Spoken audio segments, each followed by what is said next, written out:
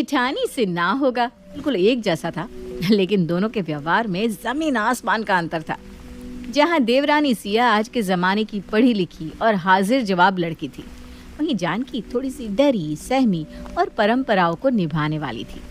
जानकी की इसी अच्छाई का सास कमला भरपूर फायदा उठाती थी और पूरे घर पर एक छत्र राज कर रही थी। घर के साथ साथ बहू जानकी की पूरी जिंदगी का कंट्रोल भी उसने अपने हाथ में ले रखा था। बड़ी बहू, मुन्ने के टिफिन के लिए आज आलू की सूखी सब्जी और पराठे बना देना। ठीक है माँ जी, जैसा आप कहें। मम्मी, मुझे आलू की सब्जी से पराठे नहीं खाने। मैंने आपको रात को ही कहा था मुझे आज टिफिन में सैंडविच ले जाना है। बेटा, दादी जो कह रही है ना, चुपचाप वही ले जाओ। क्यों सुबह सुबह तमाशा करवाना चाहती हो? मम्मी, मुझे एक दिन भी अपने पसंद का लंच नहीं मिल सकता। मुझे हमेशा दादी की पसंद का खाना ही क्यों ले जाना पड़ता है? मुन्ना की बातों का जानकी के पास कोई जवाब नहीं था। इस बार भी मेरे मैथ्स टेस्ट में नंबर कम आए। टीचर ने आपको स्कूल में बुलाया है। आज आप दोपहर में उनसे मिलने के लिए स्कूल ज़रूर आ जाना। ठीक है बेटा, मैं टीचर से मिल लूँगी, तुम स्कूल जाओ। दोपहर में जानकी स्कूल जाकर टीचर से मिलकर आती है। मुन्ना पढ़ाई में कमज़ोर होता जा रहा है। मुझे लगता है अब उसका ट्यूशन लगा ही देना चाहिए। अगर शुरू से ही उसका बेस कमज़ोर हो गया तो आगे चलकर उसे पढ़ाई में बहुत दिक्कत आएगी। अरे चुप कर तू, तीसरी क्लास में पढ़ता है अभी तेरा मुन्ना। अभी से उसे कोचिंग की लत लगाने की कोई ज़रूरत नहीं है। उसको बोल स्कूल में जो मैडम पढ़ाती है ना, उसे मन लगा कर पढ़ा करे। मैंने तो अपने बच्चों को कभी ट्यूशन नहीं भेजा, तो क्या हमारे बच्चे पढ़े नहीं? बात लगने वाली नहीं है माँ जी। उसका गणित कमज़ोर है और उसे गणित में मदद की ज़रूरत है, ऐसा उसकी टीचर का भी कहना है। गणित के कारण मेरा बच्चा क्लास में पिछड़ता जा रहा है माँ जी। बड़ी बहू, जो मैंने कह दिया तो मतलब कह दिया। अपना दिमाग घर संभालने में लगाओ। ये बात बात पर मुन्ना मुन्ना करके ज़्यादा ड्रामा करने की ज़रूरत नहीं है। तुम दुनिया की पहली माँ नहीं हो जो इतनी हाय तौबा मचा रही हो। आने दो मुन्ने को स्कूल से। कम नंबर लाया है ना, आज उसके कान उमेटूंगी तो देखना अगली बार खुद मेहनत करना सीख जाएगा। सास कमला अपने आगे जानकी की कोई बात सुनने को तैयार ही नहीं थी। कुछ देर बाद, माँ जी मेरे पापा की तबीयत ठीक नहीं है, मैं कुछ देर के लिए उनसे मिलकर आऊँ? अरे नजदीक में ससुराल होने का मतलब ये नहीं है कि माँ बाप को छींक भी आ जाए तो फुदक कर मायके पहुँच जाओ। तो क्या डॉक्टर नहीं है जो वहाँ जाकर उन्हें ठीक कर देगी? अपने पापा को बोल तबीयत ठीक नहीं है तो जाकर डॉक्टर को दिखाए। क्या बात बात पर बेटे को फ़ोन मिला देते हैं। ठीक है माँ जी। क्या ठीक है माँ जी? अरे आपके पापा की तबीयत खराब है, आपको माँ जी से परमिशन लेने की ज़रूरत ही क्या है? वो होती कौन है आपको अपने पापा से मिलने से रोकने वाली? अरे भाभी, कब तक ऐसी गूंगी गुड़िया बनकर अपनी ज़िंदगी को जहन्नुम बनाओगी? कभी तो गलत को गलत कहा करो आप। सुबह मुन्ना टिफ़िन में क्या ले जाएगा, मुन्ना ट्यूशन जाएगा या नहीं जाएगा, कौन कब कहाँ जाएगा, क्या खाएगा, सब कुछ माँ जी ही तो तय करती है। और सबसे बड़ी बात, वो आप पर इतनी हावी इसलिए होती है क्योंकि आप उन्हें अपने ऊपर हावी होने देती हैं। आपको शुरू से ही गलत बातों का विरोध करना चाहिए था। पता नहीं भाभी किस मिट्टी की बनी हो आप। देखो सिया, मेरे संस्कार मुझे माँ जी की बातों को काटने की इजाज़त नहीं देते। अरे वो हमारे घर की बड़ी हैं, ऐसे कैसे मैं उनकी बात को गलत साबित करके अपनी चला सकती हूँ? अरे भाभी, बड़े और छोटे जैसी कोई बात ही नहीं होती। अगर कोई बड़ा गलत बात करे तो उसका विरोध करना बहुत ज़रूरी होता है। अगर माँ जी बड़ी हैं तो उन्हें बड़ों जैसा व्यवहार भी तो करना चाहिए ना, ताकि सभी लोग उनकी इज्जत कर सकें। वो तो घर पर तानाशाही चला रही हैं। लेकिन मैं क्या करूँ, तुम ही बताओ। मैं उनके सामने जाती हूँ तो जैसे मेरी बोलती ही बंद हो जाती है। अब चिंता मत करो भाभी, सासू माँ को सही लाइन पर लाने के लिए अगर मुझे आपको ट्रेनिंग देनी पड़े तो मैं उससे भी पीछे नहीं हटूंगी। तो आपकी ट्रेनिंग का सबसे पहला चैप्टर ये है कि माँ जी आज के बाद आपसे जो भी काम करने के लिए कहें, आपको उसके उल्टे ही जवाब देने हैं। जैसे माँ जी कहेंगी कि मुन्ना के लिए पराठा बना दो, तो आप कहोगी मुन्ना के लिए पराठा नहीं, नूडल्स बनेंगे। समझ गई आप? अरे पर हाँ, समझ गई। सिया जानकी को टिप्स दे रही थी, तभी उससे सास की कड़कती आवाज़ सुनाई देती है। जानकी बहू। जी माँ जी। सुनो, कल सुबह 4 बजे उठकर 8 लोगों का खाना तैयार कर देना। मैं अपनी सहेलियों के साथ गंगा नहाने जा रही हूँ। सबका खाना यहीं से तैयार होकर जाएगा, समझ गई? 8 लोगों का खाना माँ जी, वो भी सुबह 4 बजे। क्या कोई दिक्कत है क्या? नहीं तो माँ जी, मैं सोच रही थी 3 बजे ही उठ जाऊंगी। 8-10 लोगों का खाना बनाने में काफ़ी समय भी तो लगेगा ना। वो तो देख ले, मेरी सहेली कह रही थी खाना बाहर खा लेंगे, लेकिन मैंने तो साफ मना कर दिया। अरे पूरा दिन घर में बैठी मक्खी आई तो मारती रहती।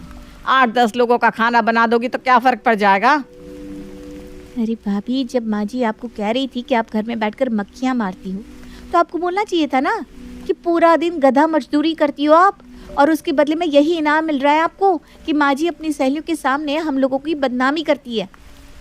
मैंने आपको सिखा कर भेजा था कि आपको माँ जी को सब कामों के लिए हाँ नहीं बोलना, और आप वहाँ जाकर फिर से हाँ कहकर आ गई। 4 की जगह सुबह 3 बजे उठ जाओगी। हद है भाई। मैंने बताया तो था, माँ जी के सामने मेरी सिट्टी पिट्टी गुम हो जाती है। तुम्हें बताओ मैं क्या करूँ? अरे जिठानी जी, आपसे ना हो पाएगा, आप तो रहने ही दो। एक बार कोशिश करके देखते हैं ना। ठीक है। अगर मैं आपको कागज़ पर लिख कर दे दूँ और आप उसे अच्छी तरह याद कर लो तो कैसा रहेगा? हाँ, ये बहुत अच्छा आइडिया है। तो ऐसा करो, माँ जी जिन बातों के लिए रोज़ मुझे परेशान करती है ना, उन सारी बातों के जवाब लिखकर पर्ची पर मुझे दे दो, मैं अच्छे से याद कर लेती हूँ। सिया अपनी जिठानी को पर्ची में जवाब लिख कर दे देती है। अगले दिन मैंने कहा था ना मुझे सुबह जल्दी ही गंगा स्नान के लिए निकलना होगा। कान पर जो रेंगी थी तुम्हारे, हैं? लाओ, टिफिन पैक हो गया हो तो टिफिन पकड़ा दो। हाँ माँ जी, ये लीजिए। टिफिन वाला बैग तो बड़ा खाली खाली सा लग रहा है, क्या बात है? तो खुद 5 बजे उठी थी और ये आधे घंटे में सब बन भी गया। 8 लोगों का खाना तूने बड़ी जल्दी बनाकर पैक कर दिया। 8 लोगों का नहीं है मम्मी जी, सिर्फ 2 लोगों का खाना है, आपका और पापा जी का। क्या? तो मेरी सहेलियां क्या वहां भूखी बैठी रहेंगी?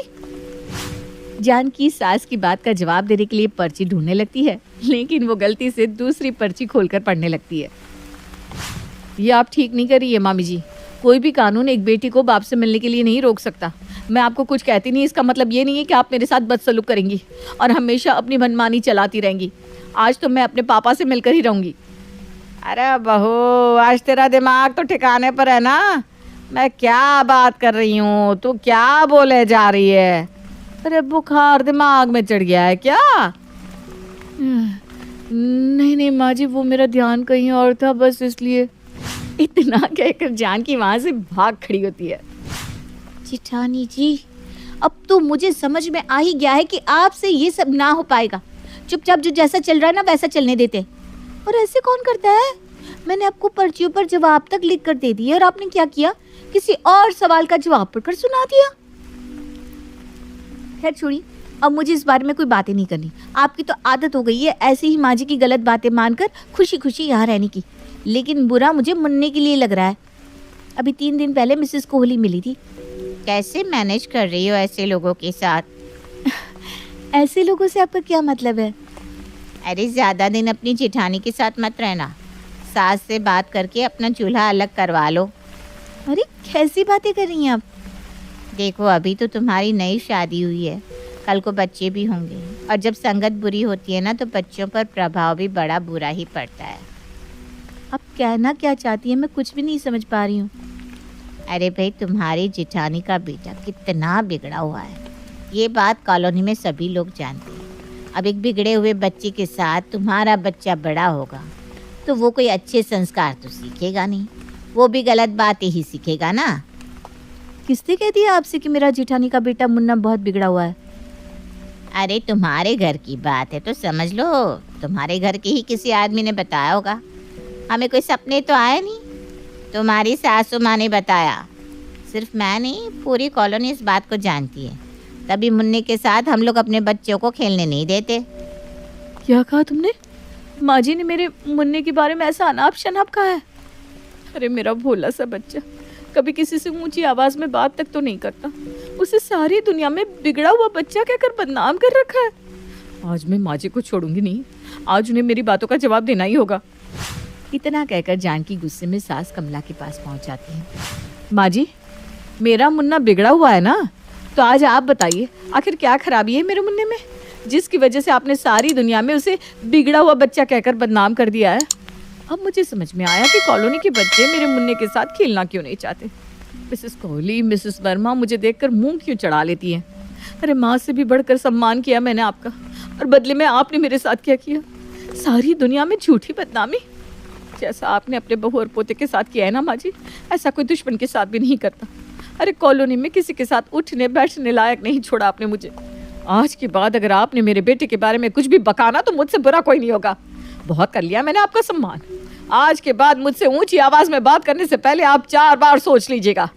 मैं बर्दाश्त करती जा रही हूँ, इसका मतलब ये नहीं कि मेरे अंदर सही और गलत के बीच में अंतर करने की समझ नहीं है। आपकी चालाकियाँ खूब समझती हूँ मैं। सास को जबरदस्त झाड़ लगाने के बाद गुस्से में बड़बड़ाते हुए जानकी वापस सिया के कमरे में आती है। अरे भाभी, कमाल हो गया, आज तो मुझे आपको कुछ ट्रेनिंग देने की भी जरूरत नहीं पड़ी और आपने जाकर माँ जी की अकल ठिकाने भी लगा दी। अब वो इस जन्म में तो आपसे पंगा लेने से रही। मुझे तो लगता था जेठानी जी आपसे ना हो पाएगा, लेकिन इस बार तो आपने कर ही दिखाया।